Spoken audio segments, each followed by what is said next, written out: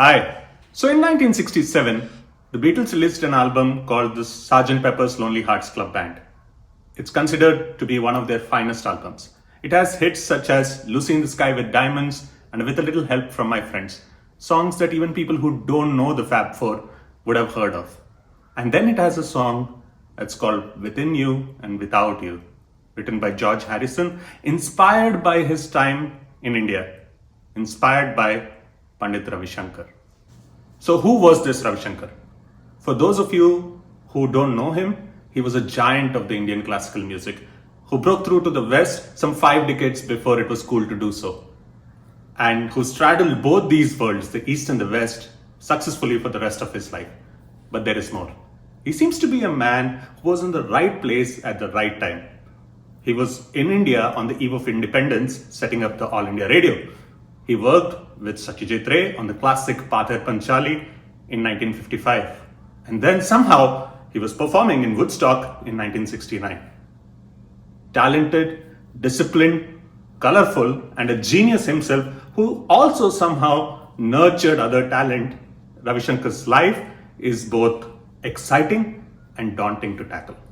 So when I picked up this new biography of Ravi Shankar by Oliver Craske called Indian Sun, The Life and Music of Ravi Shankar, I was both excited and skeptical. Excited for the reasons I've already told you, and skeptical because, I've read other books about great Indian classical musicians. They are either devotional, fawning even, or they go into these arcane details about ragas, seemingly written for people who are already in on the subject. Could Oliver Craske's book somehow walk the middle line between these two areas? I wasn't sure. Oliver Craske has been an editor and a publisher for his whole life. He's edited numerous books about music, including books by David Bowie and Olivia Harrison about her late husband, George Harrison. He actually met Ravi Shankar in 1994, helping him edit his own autobiography called Ragamala, something that probably landed him this gig. For this is an authorized biography. It means the Shankar family approved Oliver Craske's writing this book and gave him unprecedented access to Shankar's private correspondence, something he quotes copiously from. And he had 130 interviews with people who knew Ravi Shankar when he was alive. And it shows. The book is detailed. It has lots of quotes and correspondence from his private letters and wonderful pictures to show us the entire life of this man. I began to like this book almost immediately.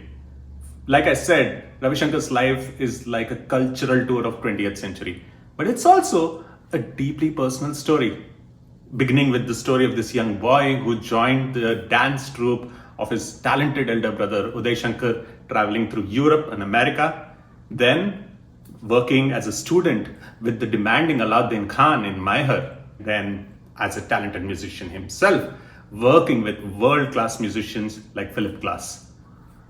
Oliver Craske takes time to tell this story.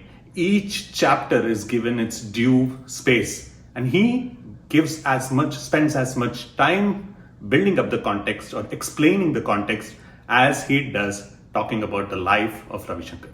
It's as if you can almost see Ravi Shankar growing up in front of you, from being a young boy to a student and then a successful world-class musician.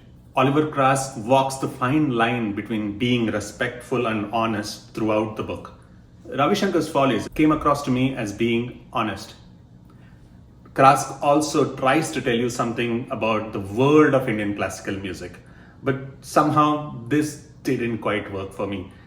If you are someone like me who doesn't really know much about this world, I would say just immerse yourself in the music of Ravi Shankar. What helped me was that throughout the book, Craske reviews each album that Ravi Shankar released. And I used this as a prompt to listen to the music while I was reading the book, and that helped. Now let's talk about the book itself. I got the hardbound edition published in India by Faber and Faber, which has got this wonderful picture of young Ravi Shankar on the cover with his penetrating eyes that immediately grabbed my attention. You can also see a hint of a sitar, a theme that runs throughout the book.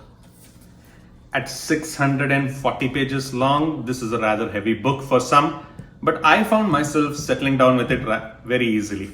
The font is clear and well spaced.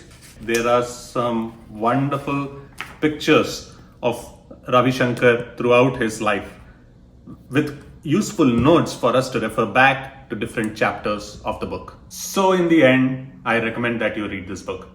If you are someone who already is familiar with Ravi Shankar's music and like his music, this is a no-brainer of a recommendation. This is the book that he deserved. If you are someone who doesn't know anything about Indian classical music, I still suggest you pick up this book, because through Ravi Shankar, you get a view of this wonderful tradition and music. A tradition that frankly deserves more such books. That's it from me. Thank you for watching Tatparya Books. If you like this video, please hit the like button below and leave me your suggestions in the comment section. And if you really want to watch more such videos, feel free to subscribe to this channel. Until next time,